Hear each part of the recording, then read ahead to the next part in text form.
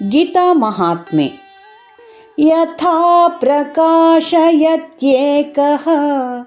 ಕೃತ್ಸ್ನಂ ಲೋಕಮಿಮಂ ರವಿಃ ಕ್ಷೇತ್ರಂ ಕ್ಷೇತ್ರೀ ತಥಾ ಕೃತ್ಸ್ನಂ ಪ್ರಕಾಶಯತಿ ಭಾರತ.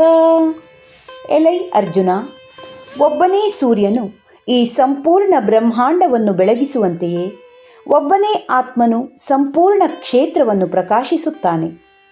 ಪ್ರತಿಯೊಬ್ಬ ಜೀವಿಯ ಒಳಗೂ ಆತ್ಮಶಕ್ತಿಯಾಗಿ ಭಗವಂತನಿದ್ದಾನೆ. ಈ ಆತ್ಮನು ನಮ್ಮೊಳಗೆ ಸೂರ್ಯನಂತೆ ಪ್ರಕಾಶಿಸುತ್ತಾನೆ. ಆದರೆ ಅದು ನಮಗೆ ಗೋಚರವಾಗುವುದಿಲ್ಲ. ಏಕೆಂದರೆ ಆಕಾಶದಲ್ಲಿ ಮೋಡ ಕವಿದಾಗ ಸೂರ್ಯನ ಪ್ರಕಾಶ ಮೋಡದಲ್ಲಿ ಅಡಗಿರುವಂತೆ ನಮ್ಮಲ್ಲಿರುವ ಕಾಮ ಕ್ರೋಧಗಳು ಮತ್ತು ಅಜ್ಞಾನದ ಕಾರಣದಿಂದಾಗಿ ನಮ್ಮೊಳಗಿರುವ ಬೆಳಕು ಮುಚ್ಚಿ ಹೋಗಿದೆ. ಅದಕ್ಕಾಗಿ ನಾವು ಜ್ಞಾನವನ್ನು ಪಡೆಯಬೇಕು. ನಾವು ಪ್ರತಿನಿತ್ಯ ಸಂಸಾರದ ನಿರ್ವಹಣೆಗಾಗಿ ಕರ್ಮಗಳನ್ನು ಮಾಡಲೇಬೇಕು. ನಾವು ಕರ್ಮಗಳನ್ನು ಮಾಡುವಾಗ ಹಲವಾರು ತಪ್ಪುಗಳನ್ನು ಮಾಡುತ್ತೇವೆ.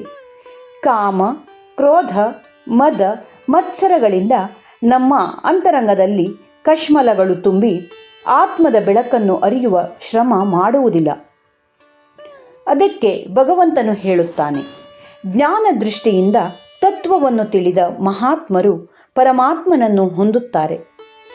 ನಾವು ಜ್ಞಾನವನ್ನು ಪಡೆಯಬೇಕಾದರೆ ಕೇವಲ ಸಂಸಾರ ನಿರ್ವಹಣೆಯನ್ನೇ ಗುರಿಯಾಗಿಟ್ಟುಕೊಳ್ಳದೆ ಆತ್ಮಜ್ಞಾನವನ್ನು ಪಡೆಯಬೇಕು ಎನ್ನುವ ಗುರಿಯನ್ನು ಇಟ್ಟುಕೊಂಡು ದಿನದ 24 ಗಂಟೆಗಳಲ್ಲಿ 1 ಗಂಟೆಯಾದರೂ ಭಗವಂತನಿಗಾಗಿ ಮೀಸಲಿಡಬೇಕು.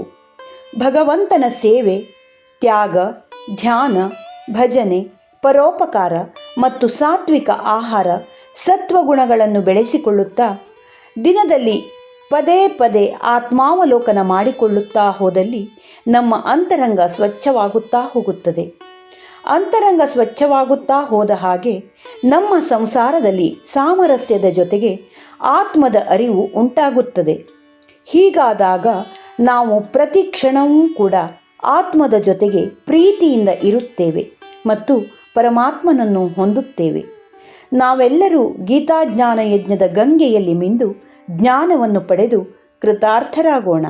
ಹರಿ ಓಂ.